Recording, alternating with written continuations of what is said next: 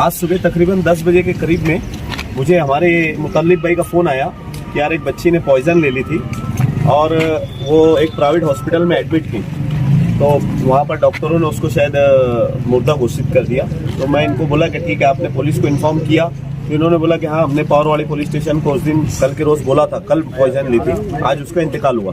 फिर मैं पावरवाली police station में हमारे नाजिम शेख साहब है API अपना PSI, उनको फ़ोन करके एम्बुलेंस मंगा के इनके पास एम्बुलेंस भेज के प्राइवेट हॉस्पिटल से डेड बॉडी अभी हम लोगों ने सिविल हॉस्पिटल लाई और सिविल हॉस्पिटल लाने के बाद जो भी उसका पुलिस का पंचनामा इनकेस वगैरह होता है वो भरवाने में हमने काफ़ी सारे सोशल वर्करों ने मदद की। और मदद करने के बाद अभी 10 से 15 मिनट में PM वगैरह होने के तुरंत बाद उनके घर वालों के ताबे में डेड बॉडी दे दी जाएगी। बाकी ये महल्ले वाले आप लोगों के सामने है, ये महिला वालों को इस बात का इल्म है कि क्या हुआ था, हादसे की वजह क्या है, ये शायद इन लोगों को पता है, ये लोग आप लोगों को बताएंगे।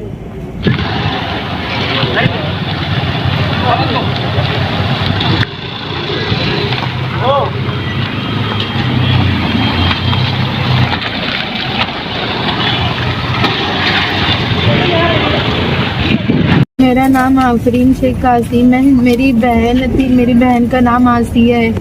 वो शमीम है, अंसारी नाम है उसका। वो है ना बहुत हम लोग को परेशान किया, 3 साल से हम लोग को जीना हराम कर दिया है। वो हम लोग को कहीं भी नहीं निकलने देता, रास्ते में जाते तो रास्ते में पकड़ता है, धमकाता है बहुत। हम लोग उसको जेले बहुत ज़्यादा, मेरे अब्बू अम्मी को तक, वो मेरी अम्मी को तक मारा है वो लड़के ने पूरी गली के सामने। कोई कुछ नहीं किया था मेरी अम्मी जब वो मारे थे। तो मेरे अब्बू को भी घर में घुस के मारे लोग ने, जुम्मा के दिन मेरी अम्मी को भी मारे, मेरी बहन को भी मारे उन लोग ने, सबको मारे। मेरी बहन को इतना मारे, टॉर्चर किए, तो बेचारी का आज इंतकाल हो गया। कैसे, क्या उसको मारे क्या, टका भी निस्ता ब्लैकमेल करता था, रास्ते में पकड़ के आधी आधी रात को पत्थर मारता था, खिड़की में आधी आधी रात को चिल्लाता था, आवाज देता था और भाग जाता था। ऐसी पूरी गली भराता था, इससे इतना बदनाम कर दिया था मेरी बहन को बहुत ज्यादा। वो किस तरह मिले क्या? फिर उसके बाद उसको गली में जब वो सब 3-4 जो 8-15 पता नहीं कितने सारे लोग थे, पता नहीं कौन कौन थे, बहुत सारे लोग थे, वो सब आए मेरी बहन को मारे, मेरे अब्बू को मार रहे थे, सबको मार रहे थे। इतनी दादागिरी थी उन लोगों की, बहुत ज्यादा थी। तो मेरी बहन का पता चला आज, उसको खुंडेज में आज रिपोर्ट आई कि उसके पूरे जिस्म में जहर था, उसने चूहे की दवा खा ली थी टेंशन से कि मेरे माँ बाप की बदनामी ना हो, इतना परेशान किया था वो। उसने जहर खा के आज मर गई है। मुझे बस इंसाफ चाहिए, उन लोग के पूरे घर वालों को अंदर डालो। उन लोग कोई भी उसकी कायली नहीं लेता था। वो लड़के को इतना हम लोग को घर पे जाके बोले, कोई भी नहीं सुनता था हम लोग की बात। हम लोग उसके घर रो के आए कि मेरी बहन को मत सताओ। इतनी कमजोर थी, 20 साल की उम्र थी उसकी, बहुत ज्यादा कमजोर थी। और उसको इतना टॉर्चर करते थे कि उसको टॉर्चर की वजह से झटके आने लगे थे। उसको 2-3 बार झटके आ गए उसके टॉर्चर के, इतना सताता है, बहुत ज्यादा परेशान किया उसने। अब तक मेरे अब्बू ने, हम लोग ने एक बार केस भी किए थे उस पे, तो कितने सारे लोग थे वो सब बोलने लगे कि केस वापस ले लो, नहीं लिया ना तो तुमको पूरी गली में दौड़ा दौड़ा के मारेंगे। तो मेरे अब्बू को केस वापस लेना पड़ा था। और आज ऐसा क्यों करता था वो बोलता था कि मुझे उससे शादी करना है। बोले मैं इतना बदनाम कर दूंगा, इतना उसको टॉर्चर करूंगा, बोले उसकी वीडियो वायरल कर दूंगा, जो कॉल वायरल कर दूंगा, वो टॉर्चर करके बोले उससे शादी करूंगा बोले, और शादी करके बोले उसको मार डालूंगा।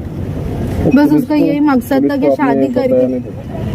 हाँ, पुलिस को बताया था? हाँ, हम लोग जाफर नगर में कंप्लेन भी किए थे, तो लोग ने इतना मेरे अब्बू को परेशान कर दिए थे कि अगर केस नहीं वापस ले तो बोले तुमको पूरी गली में दौड़ा दौड़ा के मारेंगे।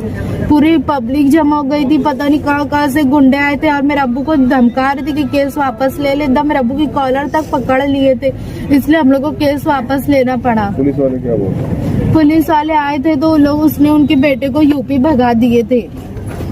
बाकी तुम्हारे इधर पुलिस वाले आए थे? नहीं, फिर हम लोग ने केस वापस ले लिए थे ये डर से। अभी भी भगा देंगे लोग, बोलना हम उठाएंगे नहीं, बोलना चला जाए। तो 2 में तुम 2 महीने।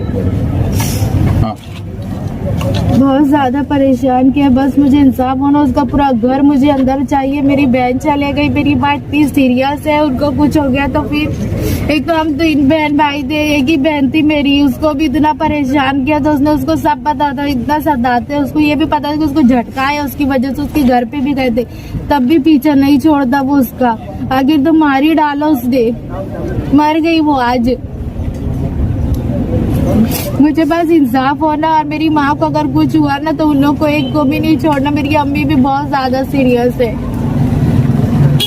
3 साल हो गए, 3 साल से ज्यादा ही हो गए। इतना परेशान कि हम लोग कल ही झेल रहे हैं, और हम लोग इसलिए चुप थे। सारे कितने गुंडे गांव से आ जाते और पता नहीं इतना धमकाते, बहुत ज्यादा धमकाते, पूरा घर गुंडे से भर जाता।